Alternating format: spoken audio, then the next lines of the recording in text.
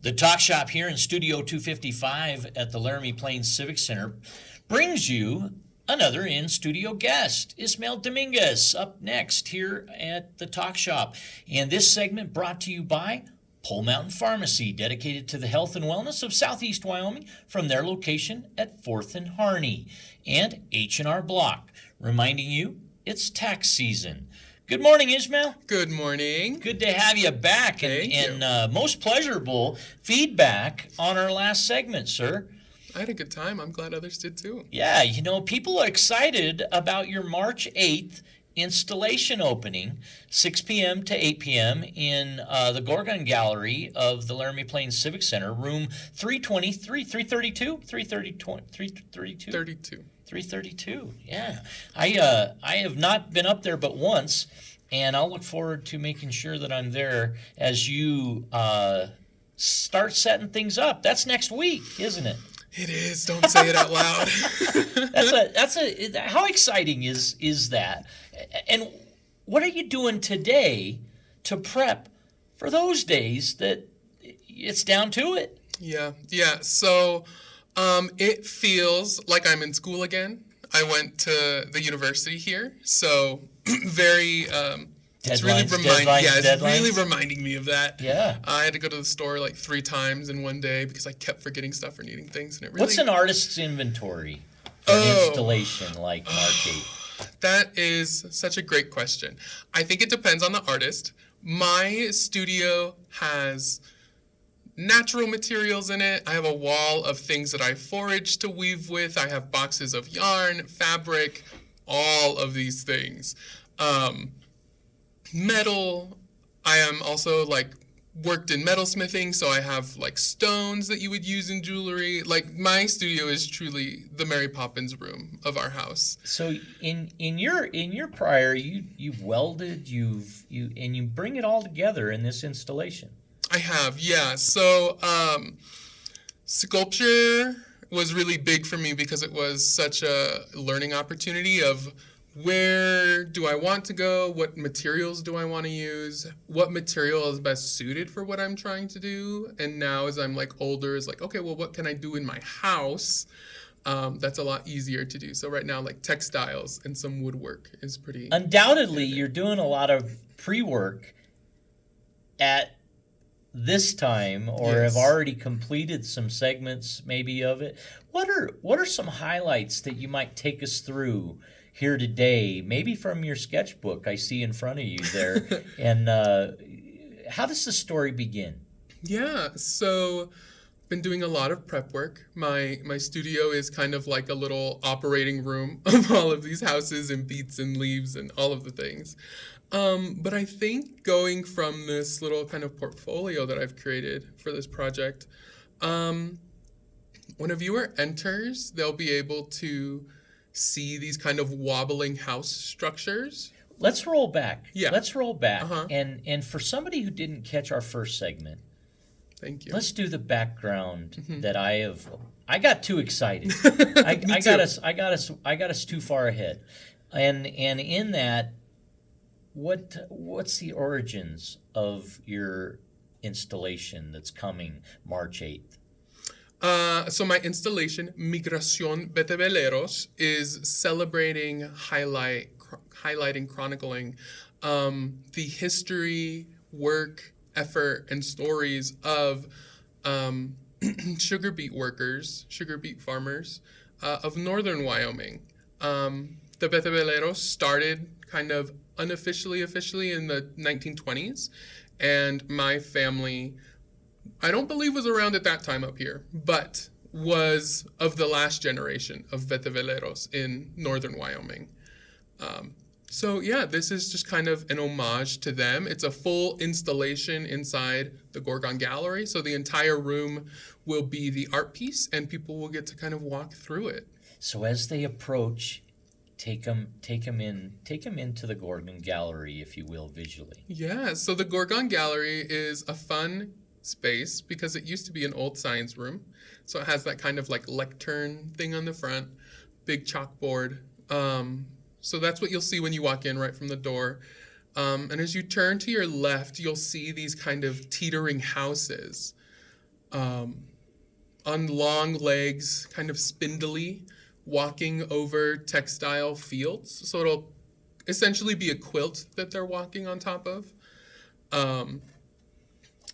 Viewers will then be able to walk through the quilt because it'll be kind of split in half. And that path of the quilt is actually the path that my family would take from super South Texas, 20 minutes from the border, Texas, all the way up to Powell, Wyoming. Okay. So that's a fun little like Easter egg for people. Any idea what drew them that far north, or anything in your family story that indicates that? So most of it was just that my grandparents, maternal and paternal, were migrant workers. Neither of them finished high school because they were, had to go and work, help the family make money. So as they traveled north, word of mouth was there's work. And it was up here, following the fields. And that's a risk, isn't it? That's Yeah. a risk that maybe it is, maybe it isn't. Absolutely. Yeah. Might turn out, might not. Yeah, but my family has been in Michigan, in the South, picking cotton, blueberries, tomatoes, all variety of things. So my grandfather came up here first before he married my grandma because this was the region that he liked the most that he'd traveled to. And the work that he found was really helpful for him after being a migrant worker as he kind of came into his adulthood. So that's kind of what. So you're inside the room. You see the chalkboard. You see the field laden with imagery that takes you to that place in time. What else? What else is in store? Do we have any visuals that we can highlight here this morning for our viewers? Yeah. So our houses will look like these guys. So these are all. There will be 3 of them teetering through the room. Okay. Walking with the viewers, walking alongside them. And these houses are kind of formative for me. They're my paternal and maternal grandparents' houses, as well as the house that I grew up in. So that'll be just kind of a little history thing for me of like, I'm making these houses, they might as well be something that is relevant for me. So they will be about 3.5 feet tall to almost 6 feet tall. So they'll be able to, like, a viewer of any height should be able to really get in and kind of see all the little details of stitching and the windows and the little shingles and all of that. How much of this is like a magician and their story and the artist's secrets? How much of it is like that for you? For me, it is usually a good amount. I kind of go between of like, is this too personal? Is this like making sense to people who aren't me? I feel that as I ask that question. Yeah. I'm like, I gotta ask this because I feel like I might be, I don't want to press beyond, and I certainly, as you started to show, I almost didn't want to look. I almost wanted to close my eyes as you showed your sketchbook because I wanna feel it as I go in the room. I wanna know it, that first impression as it comes. Now I'll attach a little bit of what you show as opposed to that, and it brings me to your playbill, your postcards, advertising your upcoming installation, and how you picked this imagery, and it very much depicts the state of Wyoming and a pathway to Powell, Wyoming, to northern Wyoming, and that seems to be a very clear connection for somebody like myself who hasn't witnessed anything with respect to your family other than what you've disclosed in 2 meetings together. So I do cherish selections and decisions that go into these decisions, because you might just as well have shown something to the end of the display, to the end of the installation, perhaps something to where you are today based on, and everything else is traveling to that from this point in time to this point in time. But tell us more about the highlights that we'll feel and see and know by the time we visit Gorgon Gallery March 8th. Yeah, so while you're standing amongst the houses in between the fields, the kind of next thing that you'll end up seeing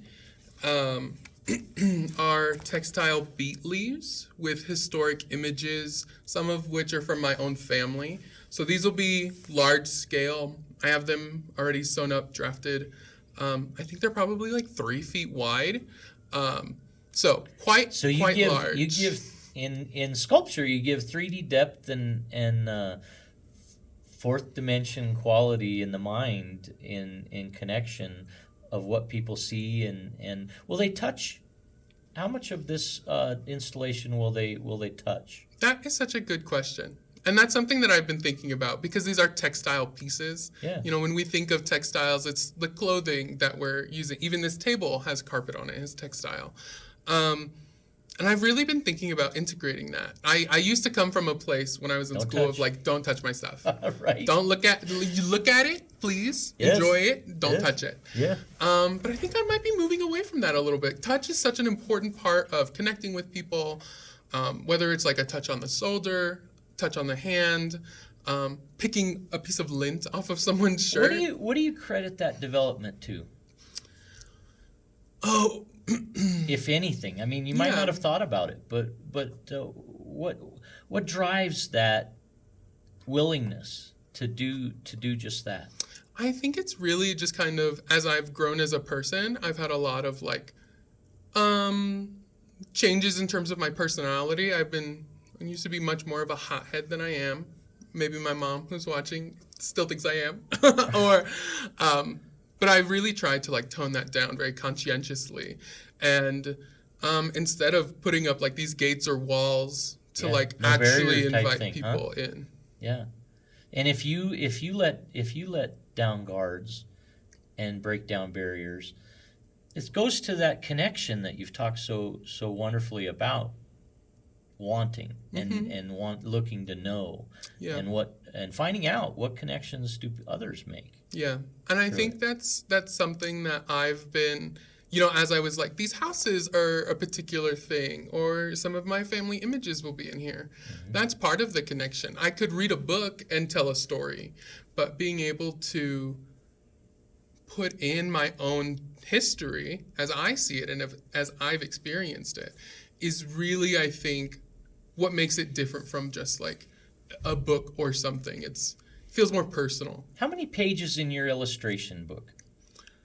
In this one, Integrated to what you're setting up for in the Gorgon Gallery March 8th. yes, this one I have 4. So kind of our 4 main pieces. Okay. So we went through the house, the field, these leaves, and then our last one, which I kind of attribute as like the focal point, the kind of big piece for me, is a large scale textile beet, Okay. a sugar beet. So that will be hanging at the end of the gallery. So you'll walk through the field with the houses. The beet leaves with images will be on the side, and this beet will be at the end. Kind of a main goal is to draw people through the gallery. And in a way of doing that, this beat will have audio with it that will tell the stories of some of my family members as the last generations of BETABELEROS. And do you voice those? I don't. I had my own family voice them. Did you? So that was really important for me, was people telling their own story. Like, these are stories that I've heard Oh wow. for Yeah. years and years. So Some of how them many are new. how many in family will actually characterize and voice their own story? So right now I have 2. So my mom and my aunt, who were like It sounds as though you have more in request. Is that yes, accurate? Yes. So I think we mentioned last time that this will have a life elsewhere in Wyoming Yeah. throughout this year. It'll be up in Powell and in Cheyenne, and I'm hoping that those different iterations can have more family of mine telling stories. Do you know the gallery locations in Powell and Cheyenne? Not yet. At this time? Okay. Not yet, but I'll be sure to let you know when Sure. that happens. Well, you're telling a story. How close will a visitor come to feeling what it was for you not to be one of those workers that your family have been so proudly? Yeah. What do you see? Do you feel that separation? Does a visitor come to some point, some display, some overall sense of what that was like for you? I think so. I think I grew up around these fields. Literally, the house that I grew up in was surrounded by the fields my family worked in. So walking around them was like, for me, it was in a different thing because I was doing it for leisure, for fun in the summer to go walk around. But I think I've really experienced that disconnect of like, oh, my family got to this point and now I don't have to be out in those fields if I don't want to, kind of thing. You had a choice. Yes, I did. And my mom did too, and my aunt, who were telling stories. But the rest of my family really didn't. And I think that the viewer can kind of understand the disconnect of working in these fields because they aren't actual fields. They're like very meticulously made, displayed pieces. I would assume like kind of walking into a diorama in a museum in a way. Like that's not the actual scene, but that's as close as you can get to it without being there. Yeah, okay. Yeah. And what, since our last segment, what have you been delighted with in feedback from family or friends or perhaps people you never knew thus far? Yeah, I was really excited for the people that have come up to me and mentioned that they've listened to our last time we talked, or that they're really excited for this. We're really starting like the social media poster, that kind of push. So I'm getting a lot more of like, oh, this is super exciting. I went on a limb, and when I sent out the first round of these postcards, I invited like anyone who I thought would be interested, like anywhere in Wyoming. And there's a gallery director who might be coming from Casper, and that, or even just from over the hill in Cheyenne. It means so much to me that they would take that time to drive over for a reception. Outstanding. Yeah, and I think it's just people's interest in this project, so much so that, they might drive an hour or 2 hours to come see it. Fantastic. And how about your colleagues? What have they learned, perhaps, that's expanded their connection with you through this dynamic opportunity that's come March 8th? Yeah, so I've had a lot of people help me with this. Okay.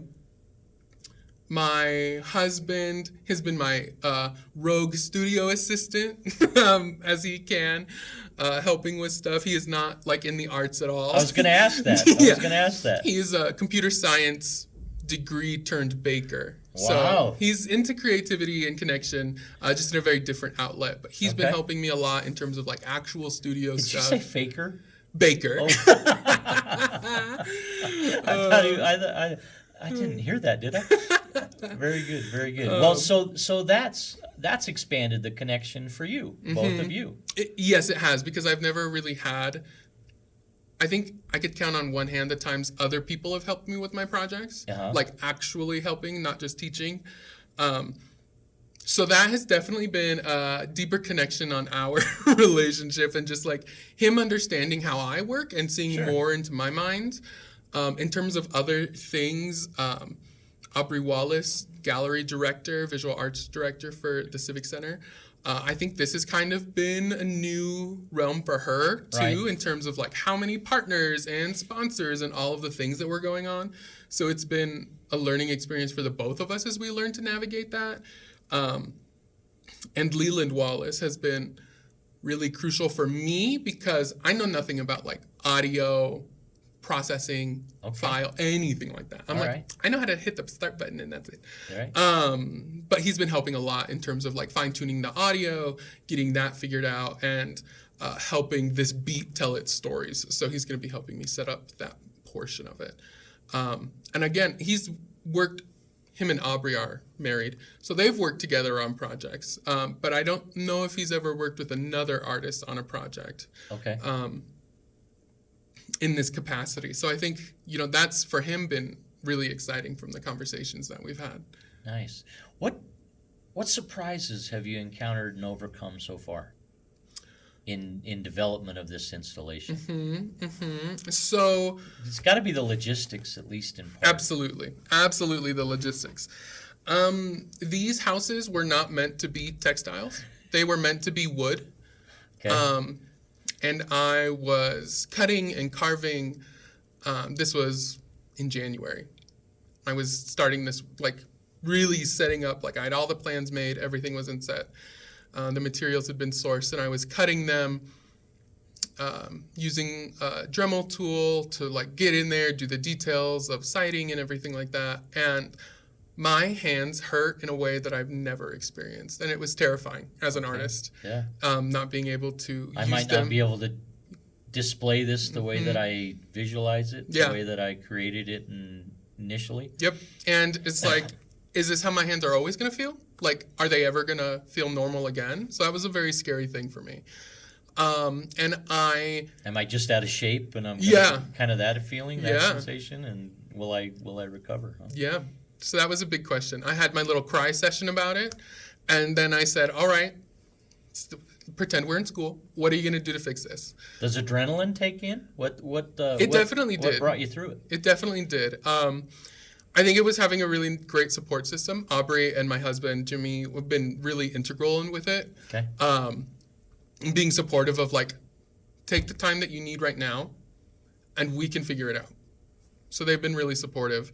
And it was just We'll like, get past it. yeah, You got this. yep. And it was just like, okay, well, what do you have in the studio that will work for this? And my sewing machine was something that I had. I had fabric already, so I just had to dye it. Like, the first set of dyeing that I did, I didn't buy anything. I had all of the fabric. I used turmeric to dye these houses. So it was really a kind of crazy moment of like, all right, well, I think I woke up one morning at like 4, just like couldn't sleep, and woke and started dyeing stuff in the kitchen and sewing and cutting, and it was just like, oh, well, this makes sense. It felt much more intuitive than me trying to woodwork, which is not something that is like I'm practiced in.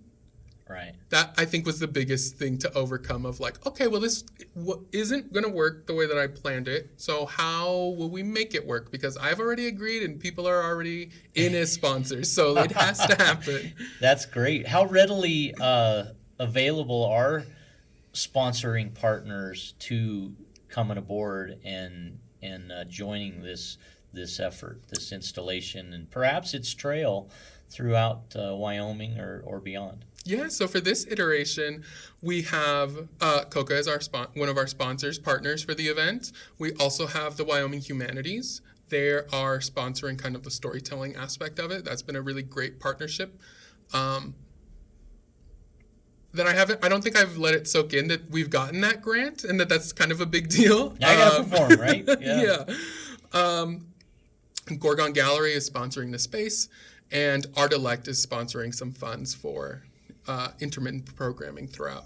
So we've had a lot of like great interest, and I've had conversations, or Aubrey and I have had conversations with all of these groups, and that's been really wonderful. What kind of, through the duration of the installation viewing, what kind of breakouts, what kind of activities are planned through the schedule of the installation? Yeah, so I think we'll have at least one more official program, probably a storytelling event of some kind for the community to be able to tell their stories here in Laramie. Additionally, you and I have thrown around this idea of inviting kind of certain guests to come in and take a walk special through. guest visit. Right. And take a walk through and kind of chronicle their journey through the piece audibly or through audio. and that can kind of come into play at a different point. Just because this installation has such a longer life outside of just the Gorgon Gallery, I think there's a lot to play with. So I'm really excited. So what's it like to be the artist and have people suggest this, suggest that, consider this, throw this up? Does it excite you, or does it challenge you in any way? Because art, to many artists, is quite intimate, and that's like a child. That's creation, and that's mine. Yours seems like a collaboration where you're the instrument, and so many in your family and perhaps your friends, and that connection is bringing it all together in this moment. Yeah, I think, for some of my other pieces, it's definitely been like, okay, thank you for your thought.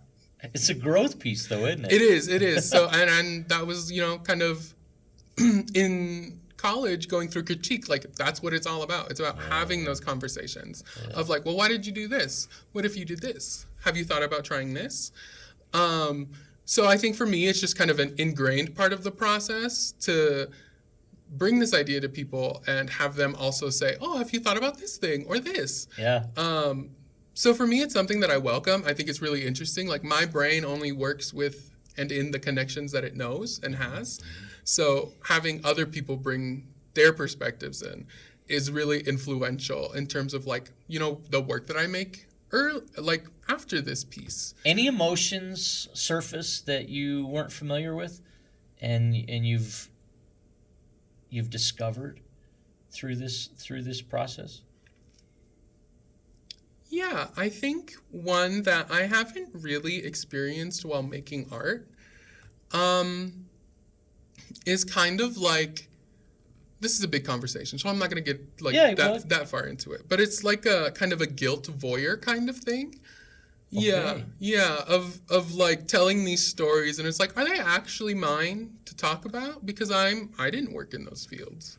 Okay. And that kind of thing. So it's like, as I've been sitting in my house that I am fortunate to like own, my studio, sitting with the materials that I was fortunate to be able to buy.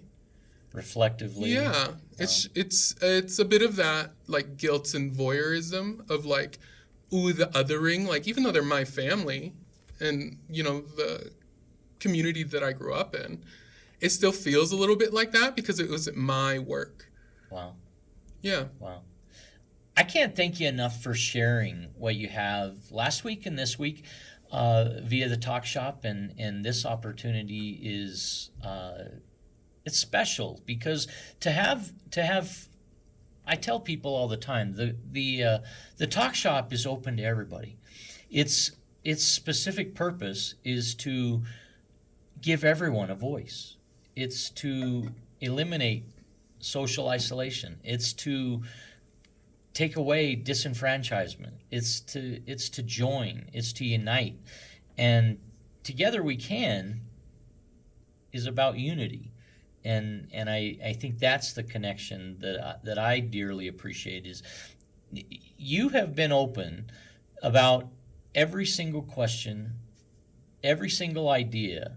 I have not witnessed perhaps a more open person, an open mind perspective than yours. So Ismael, thank you. I'm thrilled to take a journey at this point leading up to your installation March 8th at the Gorgon Gallery, room 332 in the Laramie Plains Civic Center. That location, 710 Garfield Street. If you're unfamiliar with it, get familiar. We've got an exciting gentleman from Powell, Wyoming, coming to the Gorgon Gallery with a most magnificent piece, and it's history. It's truly a story, autobiography, biographical account for others, and you bring it all together.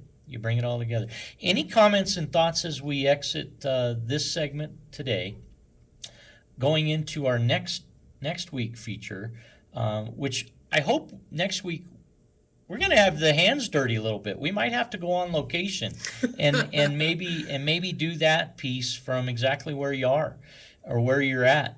I don't necessarily want to violate the Gorgon Gallery just yet, but perhaps the three pieces that you showed, we might take a closer look at one of those, and as we lead into the March 8th opening, 6 p.m. to 8 p.m. in the Gorgon Gallery of the Laramie Plains Civic Center. Want to thank Ismael Dominguez for joining me today. I'm Eric Henderson, and this is The Talk Shop.